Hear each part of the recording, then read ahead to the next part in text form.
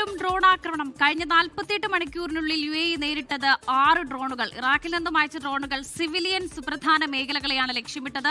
ഏത് ഭീഷണികളെയും നേരിടാൻ സായുധ സേന തയ്യാറെന്ന് പ്രതിരോധ മന്ത്രാലയം. മുഹമ്മദ് റഹീസ് ദുബായിൽ നിന്നും വിവരങ്ങൾ നൽകാനായി ചേരുന്നുണ്ട്. റഹീസ്, ആശങ്കപ്പെടേണ്ട സാഹചര്യമാണോ? സിവിലിയൻ മേഖലകൾ ലക്ഷ്യമിട്ടുള്ള ആക്രമണമാണ് ഈ UAEയുടെ പ്രതിരോധം, അതെങ്ങനെയാണ്?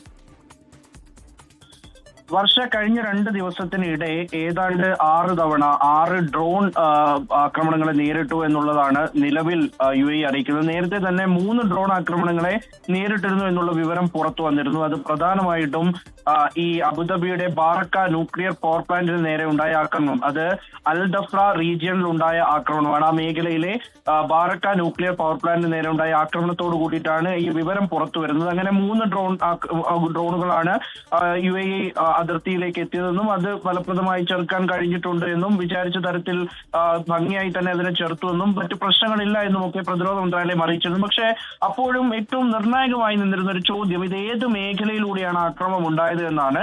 അത് ആദ്യഘട്ടത്തിൽ അതിന് സ്ഥിരീകരണം ഉണ്ടായിരുന്നില്ല. പക്ഷേ അത് ഇറാഖ് മേഖലയിൽ നിന്നാണ് അത്തരത്തിൽ ആക്രമണം ഉണ്ടായത്. അവിടെ നിന്നാണ് രാജ്യാതിർത്തിയിലേക്ക് ഈ ഡ്രോണുകൾ പ്രവേശിച്ചത് എന്നുള്ള കാര്യം ഇപ്പോൾ പ്രതിരോധ മന്ത്രാലയം അറിയിക്കുന്നു. ഒപ്പം തന്നെ ഈ ബാറക്ക ആണവ നിലയവുമായി ബന്ധപ്പെട്ട് നിലവിൽ അതിന്റെ റേഡിയേഷൻ ലെവലുകൾ നോർമലാണ് എന്നുള്ളൊരു വിവരം കൂടി പുറത്തു വരുന്നുണ്ട്. അത് ഇന്റർനാഷണൽ അറ്റോമിക് എനർജി ഏജൻസി നൽകുന്ന വിവരമാണ്.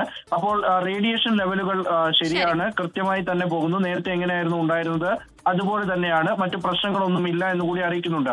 മേഖലയിൽ ആകെ എന്തായാലും ജാഗ്രത ഒന്നുകൂടി ഊർജ്ജമാക്കിയിട്ടുണ്ട്.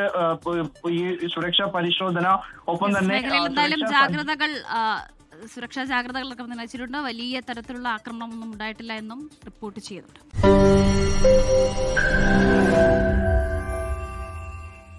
ലോകത്തെവിടെയായാലും ഏത് സമയത്തും 24 വാർത്തകളും ഓഗ്മെന്റഡ് റിയാലിറ്റി പാക്കേജുകളും എക്സ്പ്ലെയിനറുകളും വിശദമായി കാണാൻ ഞങ്ങളുടെ YouTube ചാനൽ നിങ്ങൾക്ക് സബ്സ്ക്രൈബ് ചെയ്യാം.